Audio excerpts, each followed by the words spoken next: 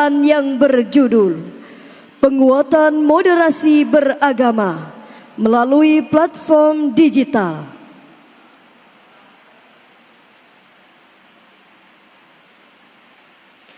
Regu S051 akan menyampaikan syarahan yang berjudul Penguatan Moderasi Beragama melalui platform digital.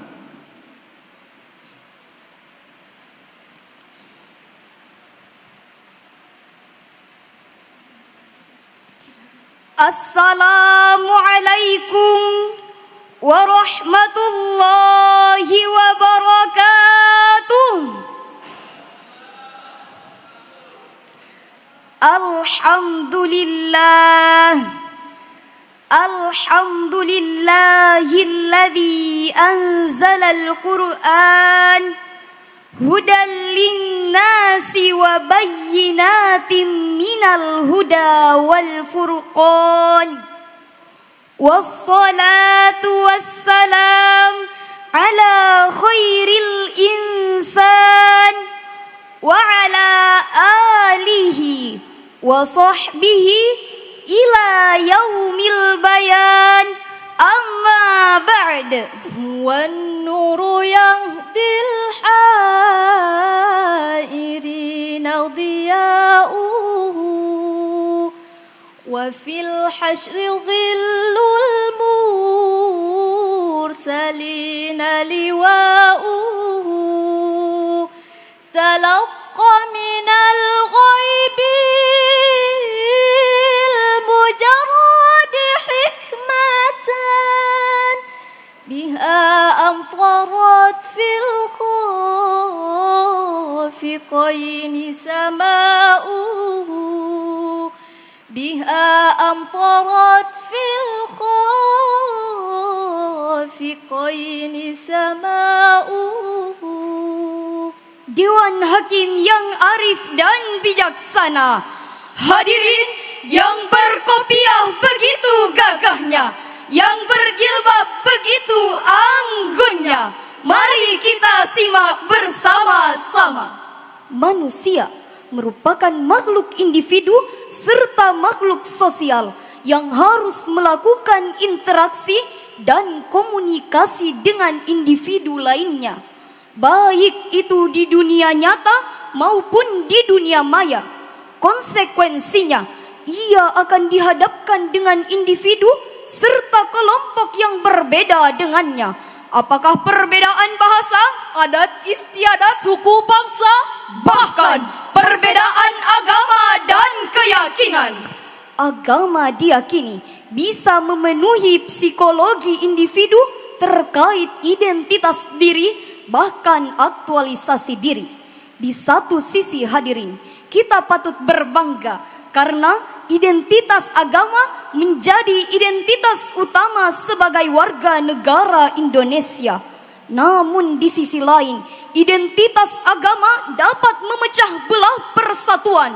Terbukti oleh intoleransi dalam umat beragama sampai pelanggaran tempat beribadah umat beragama. Masih ingatkah kita hadirin dengan berbagai macam kasus seperti pembacokan imam masjid saat sedang salat berjamaah, bahkan konflik antar agama yang membuat negeri ini terpecah belah.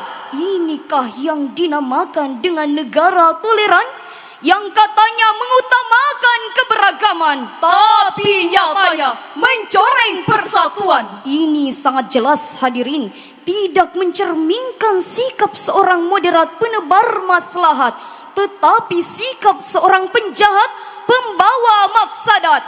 Betul hadirin? Latar belakang inilah yang menggugah hati kami untuk menyampaikan suatu syarahan Al-Quran dengan judul Penguatan Moderasi Beragama melalui platform digital, dengan landasan Al-Quran Surah Al-Baqarah ayat 143 yang berbunyi, A'udzu billahi minasy syaithanir rajim.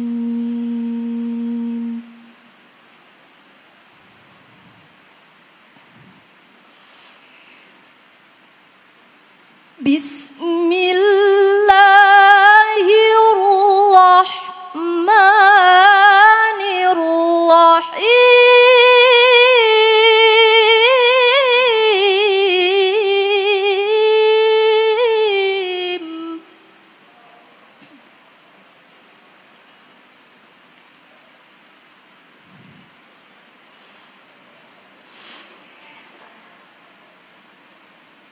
وَكَذَلِكَ جَعَلْنَاكُمْ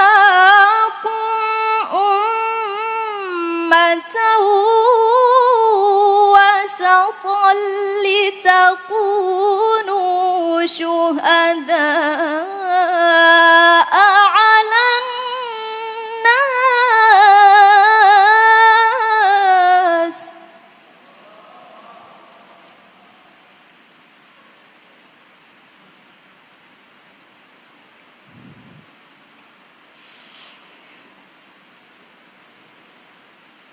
لِتَكُونُوا شُهَدَاءَ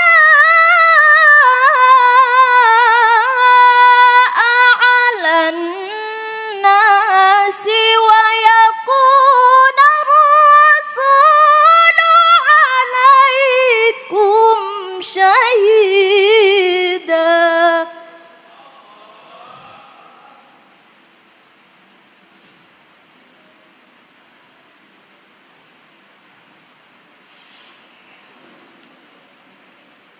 وَمَا جَعَلْنَا الْقِبْلَةَ الَّتِي كُنتَ عَلَيْهَا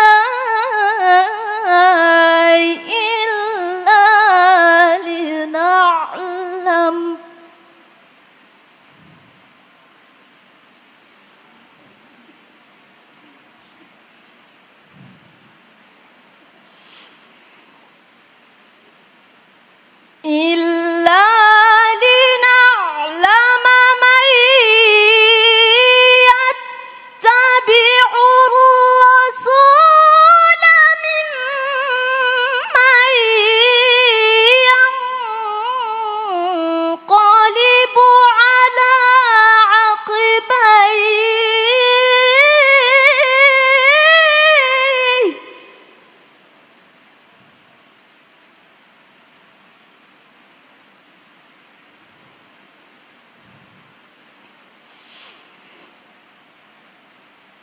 وَإِن كَانَتْ لَكَبِيرَةً إِلَّا عَلَى الَّذِينَ هَدَى اللَّهُ.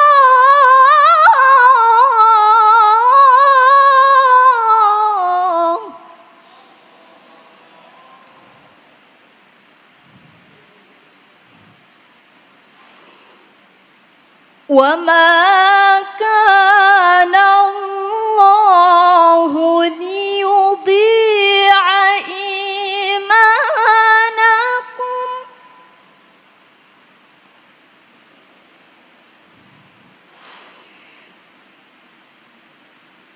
إِنَّ اللَّهَ بِالنَّاسِ لَرَءُوفٌ رَحِيمٌ.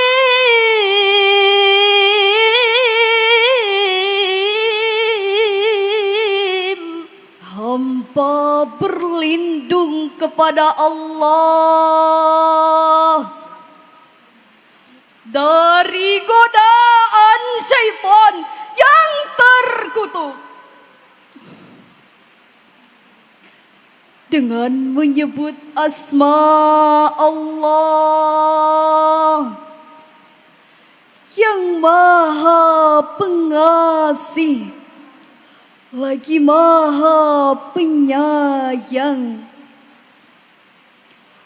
Dan demikian pula kami telah menjadikan kamu umat Islam yang adil dan umat pilihan, agar kamu menjadi saksi atas perbuatan manusia dan Rasul, dan kami tidak menetapkan kiblat yang menjadi kiblatmu sekarang, melainkan agar kami mengetahui siapa yang mengikuti Rasul dan siapa yang berbalik ke belakang.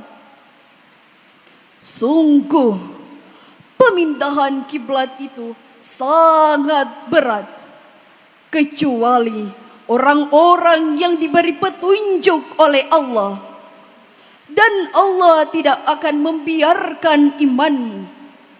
Sungguh, Allah Maha Pengasih, Maha Penyayang kepada manusia. Hadirin yang berbahagia, menurut Syekh Usamah Ar-Rifai dalam tafsir Al-Wajiz li Kitabillahil Aziz halaman 23, kata wasata secara bahasa bermakna pertengahan, seimbang dan pilihan. Secara leksikal, menurut pemahaman Profesor Dr. Muhammad Quraish Shihab dalam tafsir Al-Misbah jilid 1 halaman 278, kata wasato dalam bahasa Arab berarti segala sesuatu yang baik sesuai dengan objeknya, sesuatu yang baik di antara dua kubu ekstrim. Sedangkan menurut Muhammad Hashim Kamali dalam buku The Middle Path of Moderation in Islam, The Quranic Principle of Wasatiyah, kata wasato berkembang menjadi adil dan seimbang karena posisinya yang di tengah agar bisa berlaku adil. Hadirin, ayat tersebut merupakan landasan etis teologis bahwa umat Islam harus menjadi ummatan wasatun, umat Islam yang moderat di tengah-tengah kebinekaan. Melalui platform digital, penguatan moderasi beragama menjadi krusial dalam menghadapi tantangan di era digital. Artikel dan penelitian menyoroti pentingnya edukasi, kesadaran digital, literasi digital, peran pemimpin agama, dan dialog antar umat beragama untuk menciptakan lingkungan yang moderat di tengah-tengah kebinekaan. Selain itu, ajaran Islam juga melarang menjelek-jelekan, menghina dan memaki Tuhan yang disembah oleh penganut agama lain, guna menghindari terjadinya ketersinggungan dan tindakan negatif yang melampaui batas dari penganut agama yang dihina. Sebagaimana peringatan Allah Subhanahu wa taala dalam Al-Qur'an surah Al-An'am ayat 108 berikut ini. Wala tasubbul ladzina yad'una min dunillahi fayasubbullaha adwan bighairi ilm.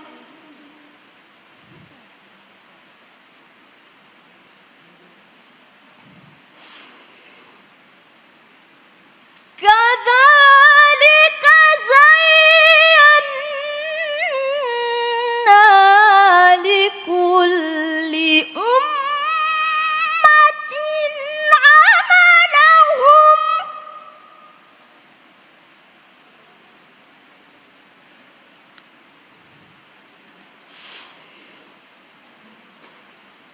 thumma ila rabbihim marji'uhum fayunabbi'uhum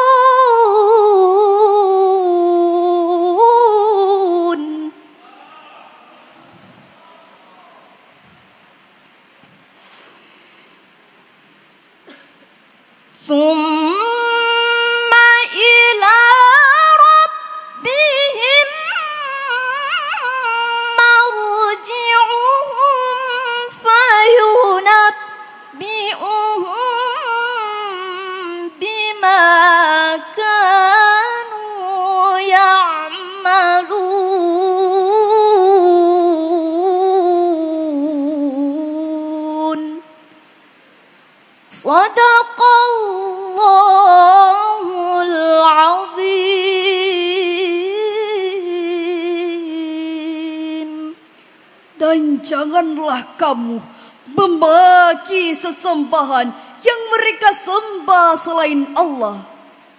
Karena mereka nanti akan memaki Allah dengan melampaui batas tanpa dasar pengetahuan. Demikianlah kami jadikan setiap umat menganggap baik pekerjaan mereka. Kemudian kepada Tuhan tempat kembali mereka. Lalu Dia akan diberitahukan kepada mereka apa yang telah mereka kerjakan.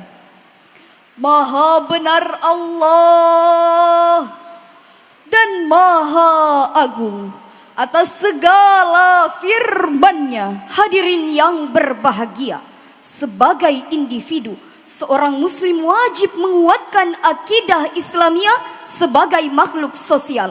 Seorang muslim wajib menguatkan ukhuwah insaniyah, ukhuwah diniyah, bahkan ukhuwah wataniyah dalam bingkai Bhinneka Tunggal Ika. Berbeda-beda tetapi tetap satu jua. Setuju? Namun sayang hadirin, di dalam ruang digital yang dikendalikan oleh kecepatan elektronik, banyak dimanfaatkan oleh kelompok garis keras atau hardliners untuk mempertontonkan narasi keagamaan secara agresif dan emosional. Tak hanya menjadi umat yang ekstremis, tetapi juga radikalis, bahkan sering dicap sebagai teroris. Lah, gak bahaya tak? Padahal paham-paham tersebut tidak menggambarkan ajaran Islam yang moderat. Hal ini berakar dari fanatisme beragama. Dalam istilah Islam sering disebut sebagai al-ghulu, yakni berlebih-lebihan dalam beragama. Demikianlah penjelasan Ibnu Hajar Al-Asqalani dalam kitabnya Fathul Bari jilid 13 halaman 278. Padahal dengan tegas Rasulullah sallallahu alaihi wasallam bersabda, Iyyakum wal ghuluwa fid din, fa innama ahlaka man kana qablakum al-ghulu fid din. Jauhkanlah diri kalian dari sifat al-ghulu, yakni berlebih-lebihan dalam beragama. Karena sifat al-ghulu lah yang membinasakan orang-orang sebelum kalian. oleh karena itu, penggunaan platform digital yang tepat memiliki manfaat besar dalam memperkuat moderasi beragama. Dengan demikian, dapat kita simpulkan bahwa agama merupakan identitas yang melekat bagi kita, terutama bagi bangsa Indonesia. Keberagaman beragama akan menjadi pemicu perpecahan jika tidak diiringi dengan sikap yang moderat. Moderasi beragama akan menjadi modal utama bagi bangsa kita untuk menjadi bangsa yang maju dan berjaya menuju Indonesia Emas 2045. Demikianlah syarahan yang sempat kami sampaikan.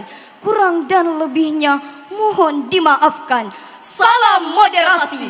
Perut lapar mintanya nasi. Makan lauk sambal terasi. Mari jaga bangsa dengan moderasi. Keberagaman harus diapresiasi. Wallahul muwaffiq ila aqwamit thariq. Wassalamu alaikum warahmatullahi wabarakatuh.